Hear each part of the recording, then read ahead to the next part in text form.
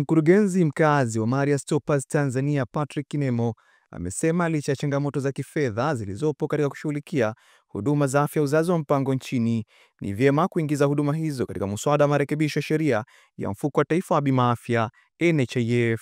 Hospitali yetu kwa mfano hapa ya Mwenge, lakini pia clinic zetu, na hizi clinic huwa tunaziendesha kwa mfumo kwamba ni za kibiashara, kwa maana kwamba zinatakiwa zijiendeshe zenyewe lakini zitengeneze pia surplus. Sasa hiyo surplus ndio tunaitumia katika kusaidia serikali kupeleka huduma kwenye sehemu mbalimbali. Lakini hata hivyo pia niliongelea kwamba tuna commodities zetu, bidhaa zetu ambazo pia tunaziuza sokoni.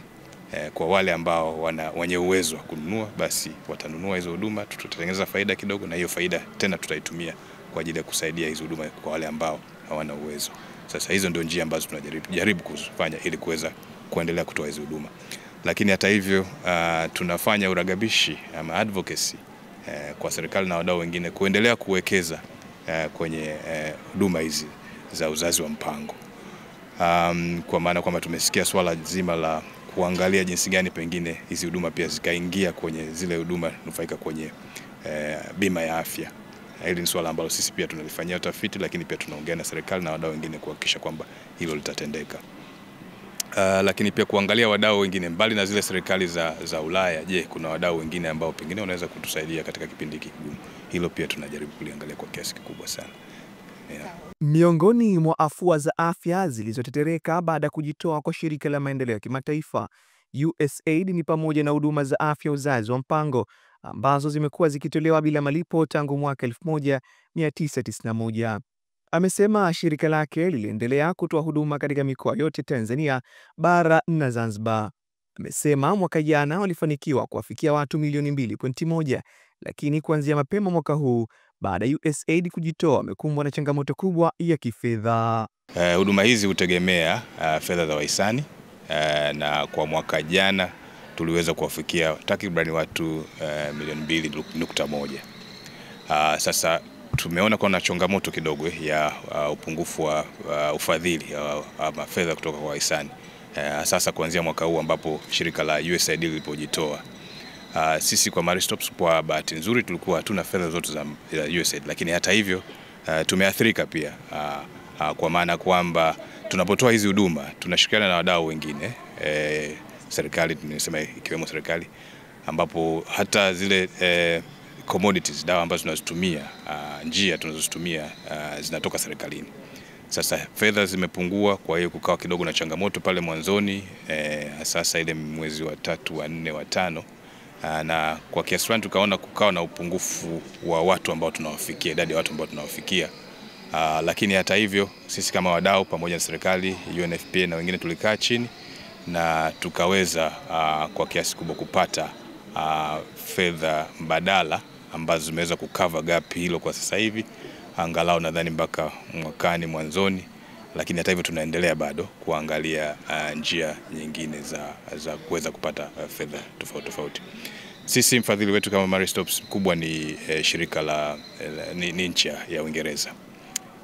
Nao wamekuwa wakitufadhili kwa muda mrefu, na tuna mradi mmoja mkubwa ambao utakuwa unaenda kuisha mwakani mwezi wa 9. Nao pia kwa kiasi fulani kumekuwa na upungufu. Serikali yao pia imekuwa na majukumu mengi, na kwa hiyo imepunguza bajeti ambayo inakuja Tanzania. Kwa hiyo kuanzia mwakani mwezi wa 9 tutaathirika, kwa maana tutapata hizo funds tena. Amesema tafiti zinaonyesha kila dola moja inayowekezwa katika uzazi wa mpango inarudisha manufaa ya kiafya na kiuchumi mara 120 zaidi. Tafiti nyingi zinaonyesha kwamba kwa kila dola moja ambayo inawekezwa kwenye uzazi wa mpango inarudisha ama inachangia maendeleo kwa kati ya itategemea nchi na nchi. Kuna nchi nyingine mara 4 ya hiyo, ama nyingine hata mara 120. Kwa maana inakuwaje hivi? Tumeelezwa kwamba uzazi wa mpango husaidia kupunguza vifo vya kina mama na watoto.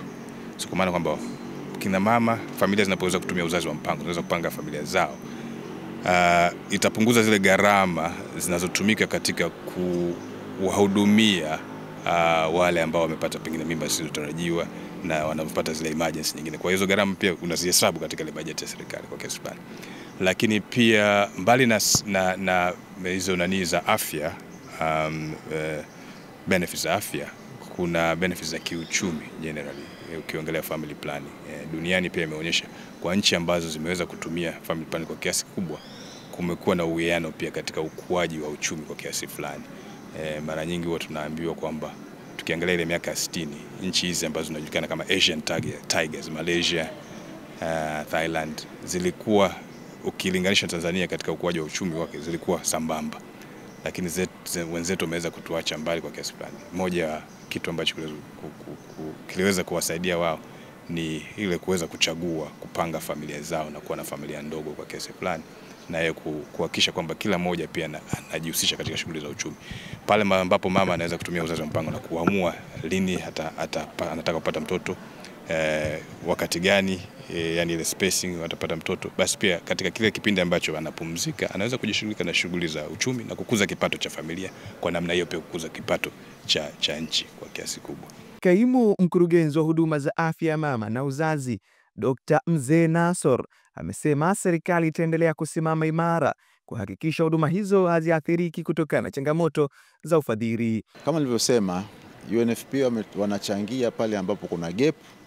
Serikali kama nilivyosema mwanzo, serikali na yenyewe ni mdau mkubwa, hasa ndio mwenyewe katika kutoa huduma, ndio mwenye huduma. Kwa hiyo UNFPA pamoja na wadau wengine wanaongezea pale katika gap. Kwa hiyo katika walichoongezea UNFPA ni kuziba lile pengo ambalo linatokea kwa kusitisha kwa ile huduma na ile msaada kutoka kwa serikali ya Marekani. Kwa hiyo kwa fedha ambazo wametoa UNFPA ni katika pamoja na zile wanazotoa mara kwa mara, lakini katika kuziba lile pengo imebidi kufanya ongezeko kidogo. Kwa hiyo kwa fedha zile na fedha zilizopo, na mwakilishi wa Wizara ya Fedha amemsikia pale amezungumza kwamba serikali nayo imefanya kikao cha dharura kwa ajili ya jambo lile na kuangalia jinsi gani ya kuziba lile pengo. Kwa hiyo kiujumla ni kwamba pengo lile limezibwa na huduma zinapatikana kwa fedha ambazo zimetajwa hapa.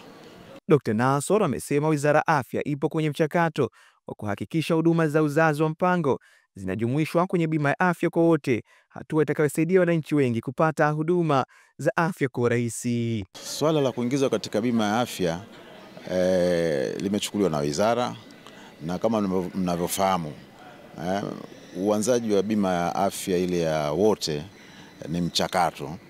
Sasa katika mchakato wa huduma ambazo zitapatikana lipo katika kufanywa kazi. Kuna huduma zimeshaainishwa kwamba zitapatikana. Kwa hiyo tusubiri kwamba lile zoezi litakapokusha kabisa, basi tutaambia ni huduma gani zipo, tutaangalia na hizo zoezi za mpango kama zipo au vipi. Lakini mara kwa mara bado maoni yanakubaliwa. Kwa hiyo kwa sasa hivi kile kifurushi kinafanywa kazi. Siwezi kukisema hapa kwamba huduma gani ipo, na ni huduma nyingi sana. Ni huduma nyingi mno, siwezi kukumbuka ipi ipo na ipi haipo, lakini ni imani yangu kwamba huduma ambazo za msingi kabisa kwa wananchi zitakuwa zimeongezwa mle ndani. Kwa hiyo tusubiri kifurushi kitakapotoka, kitakaposemwa rasmi na huduma zile, tutaangalia ni huduma gani ziko katika kifurushi kile.